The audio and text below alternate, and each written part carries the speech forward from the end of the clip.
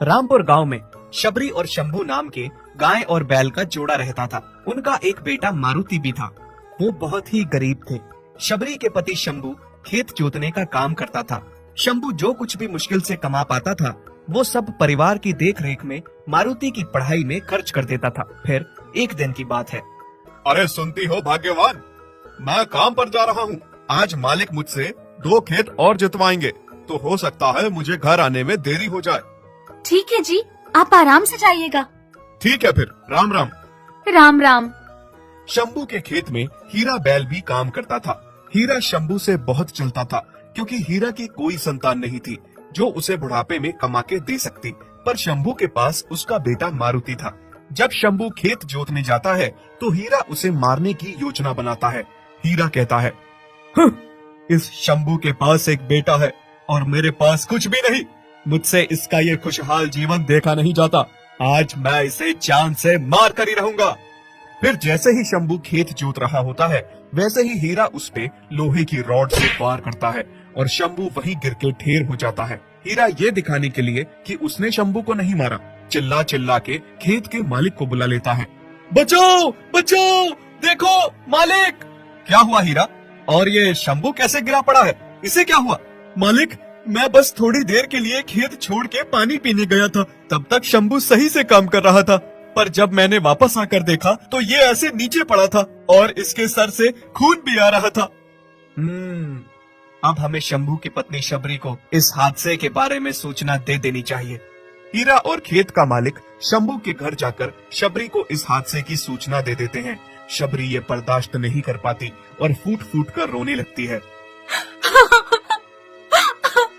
ये क्या हो गया? क्या बिगाड़ा था मेरे पति ने किसी का? इन्होंने तो आज तक किसी का गलत नहीं किया। हे राम, क्या यही है आपकी भक्ति का नतीजा? क्या अपने भक्तों के साथ आप न्याय इस प्रकार करते हैं? माँ, क्या हुआ माँ? आप रो क्यों रही हो माँ? चुप हो जाइए। शबरी अपने बेटे मारुति को गले से लगा लेती है। अब उसके घर में एक भी कमाने वाला नहीं बचा था। शंभू के जाने के बाद शबरी एक छोटे से मंदिर के बाहर फल फूल बेचकर अपना गुजारा करने लगी। एक दिन की बात थी।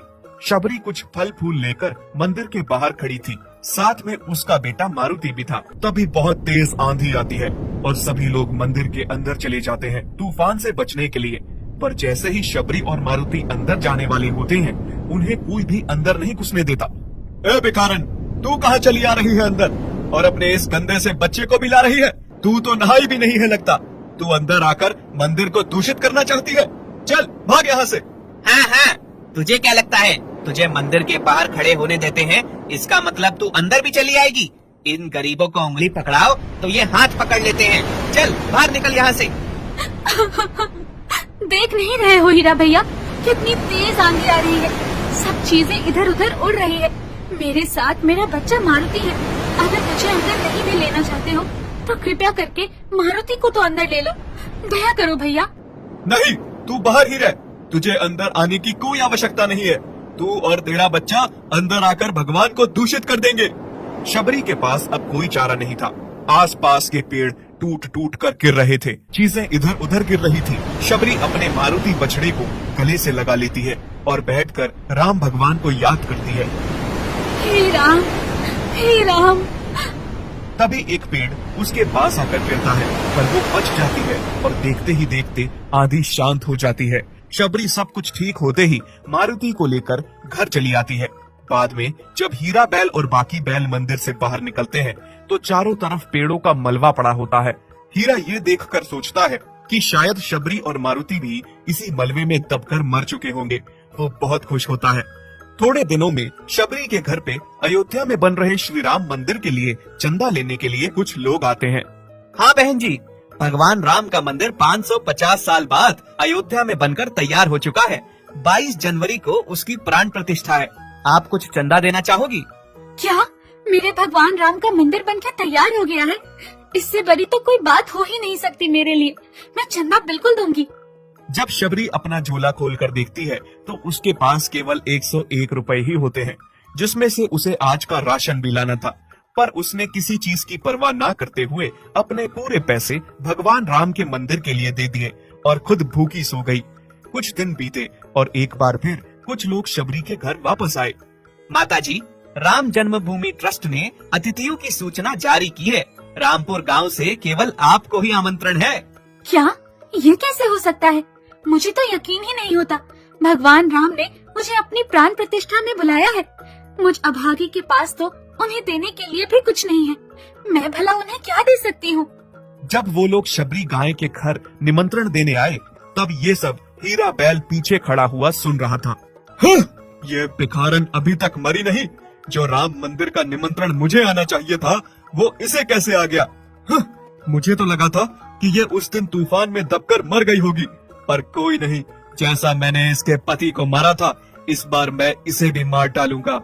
हीरा अब सोच चुका था कि वो शबरी को और उसके बछड़े मारुति को भी मार डालेगा। रात का समय हुआ और हीरा मिट्टी का तेल लेकर शबरी के घर पे छिड़कने गया। सर्दी के कारण सब लोग अपने अपने घरों में थे और किसी ने हीरा को ऐसा करते हुए नहीं देखा। हीरा मिट्टी के तेल छिड़कने के बाद, पर उसे नहीं पता था कि होए वही जो राम राची राखा, मतलब होता वही है जो भगवान राम चाहते हैं। जब हीरा मिट्टी का तेल छिड़क रहा था, तब तेल की काफी सारी बूंदें उस पर भी गिर गई थी। जैसे ही उसने आग लगाने के लिए माचिस की तिल्ली जलाई, तो उस तिल्ली से सबसे पहले आग उस पे गिरे हुए तेल ने पकड़ ली। बचाओ बचाओ, ये क्या हो गया? हाय बचाओ, मैं जल रहा हूँ। जब शबरी ने चीखने की आवाज सुनी, तो वो सबसे पहले दौड़ती हुई बाहर आई। हाय राम, ये क्या हुआ? हीरा भैया, ये आपको क्या हुआ? रुकिए, मैं अभी कुछ करती हूँ। शबरी जल्दी से अंदर जाती है और अंदर से पानी और कंबल लेकर आती है। वो तुरंत ठंडा पानी हीरा पे डाल देती है और हीरा के शरीर में लग रही आग बुझ जाती है। इतने में गांव के बाकी लोग भी आते हैं और देखते हैं कि मिट्टी के तेल का कनस्तर रखा है। उनमें से एक आदमी बोलता है, अरे अरे देखो, इस भिखारन ने हीरा भैया को जला के मारने की कोशिश की है। हाँ हाँ, सही बोल रहे हो भाई, इसे मारो मारो इसे। जैसे ही गांव के सभी लोग शबरी को मारने की तरफ बढ़ते हैं, इतने में हीरा बैल बोल पड़ता है, नहीं, रुक जाओ। शबरी ने कुछ नहीं किया है, ये तो मुझे बचा रही थी। गलती मेरी ही थी भाइयों। मुझ जैसे बैल के साथ तो ये होना ही था। मैंने इस बेचारी के साथ सब कुछ गलत किया, तब भी इसने मेरी जान बचाने से पहले एक बार नहीं सोचा।